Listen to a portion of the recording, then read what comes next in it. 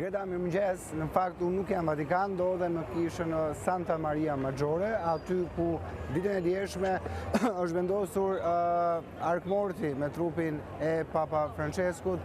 siç mund të shihni dhe pas krave të mi, ka një radhë shumë të gjatë të besimtarëve të cilët presin për të hyrë në ambientet e brendshme të kishës dhe për të vizituar dhe për të kryer omazhet në varrin e Papa Franceskut, i cili ndodhet në të kishë. Duhet theksuar që radha nuk është kjo, vetëm kjo që shihni pas krave të mi, se besoj mund të dalloni qytetarët të cilët janë duke hyrë, por është një radhë shumë më e gjatë e cila vijon edhe përreth kishës, sepse radha nis nga mbas, më pas qytetarët do duhet të presin në radhë për orë të tëra në mënyrë të kenë mundësi të hyjnë në ambientet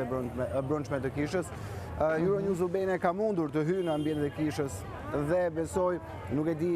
janë apo jo pamjet të varrit të thjesht të Papa Franceskut, aty ku në një mëmer të bardhë të thjesht shkruar Francesk, dhe qytetarët kalojnë pranë këtij varri. Jemi duke i ndjekur thimin ndërkohë. Pyetja tek ajo çfarë ndodh në Romë, Roma duket se po i rikthehet. Okej, sepse unë nuk i shoh, kështu që ju kërkoj ndjes. Ndërkohë, për të rikthyer normalitetin, Roma është kthyer në normalitet, nëse mund të quhet normalitet ajo çfarë ndodh në Romë, sepse ka qenë një vit që në nisit të tij një vit jubilar me shumë turistë, shto këtu edhe Pashkën, shto këtu dhe ndarjen nga jeta Papa Franceskut në Romë, ka një numër shumë të madh qytetarësh që janë dhe do vijojnë të jenë këtu. Sa i përket liderëve botror, një pjesë e madhe të tyre janë larguar menjëherë pas përfundimit të ceremonisë të mbajtur në sheshin Shën Pjetër,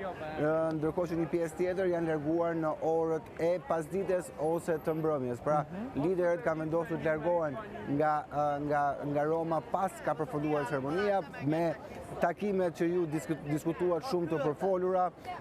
të cilat pak a shumë ju kërkojnë ndjes ndoshta për zhurmën, por ka shumë turistë dhe njerëz që kalojnë këtu. Takimin Trump-Zelenski, si shti e the, padyshim ishte i pritshëm, por mënyra se si u zhvillua ishte pak e papritur edhe për vet italianët, ka nga ata në biseda informale të zhvilluara Greta, të cilët ndihen pak të ofenduar, sepse u thye një rregull, sepse ishin në një mort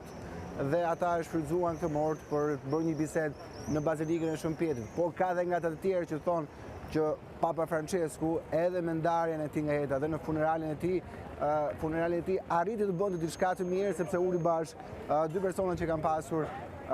probleme. Nuk kanë arritur të gjejnë gjuhën e mirëkuptimit, por Papa Francesku me largimin e tij nga kjo botë arriti të ulë bashkë ata dhe me shpresën që mund të gjendet një zgjidhje. Kishte shumë figura të shquara politikan, por dhe njerëz të thjesht. Besoj janë parë dhe pamjet Greta të Julian Assange, cilin e kishin vetëm pak marrë, i shoqëruar nga bashkëshorti e tij dhe dy fëmijët. Julian Assange ka qenë në sheshin Shën Pjetër në daljen e tij të parë që pas lirimit nga burgu. Dhe duhet theksuar që bashkëshortja e Julian Assange ka qenë ajo që ka kërkuar dhe është pritur një takim nga Papa Francesku në vitin 2023 për të kërkuar dhe po ashtu lirinë e shprehjes të fjalës për Julian Assange. Por ajo që bëri përshtypje Greta te Julian Assange, sepse nuk e kam thënë këtë gjë, Julian Assange troqi shumë vëmendje, sepse ai e kërkoi këtë vëmendje dje dhe nëse shihni pamjet, Julian Assange është gjatë gjithë kohës duke lëvizur në sheshin Shën Pjetër, në ambientet ku kishte gazetarë, në mënyrë që ai të shquej dhe të kuptojë që ishte aty dhe gazetarët t'i afroheshin.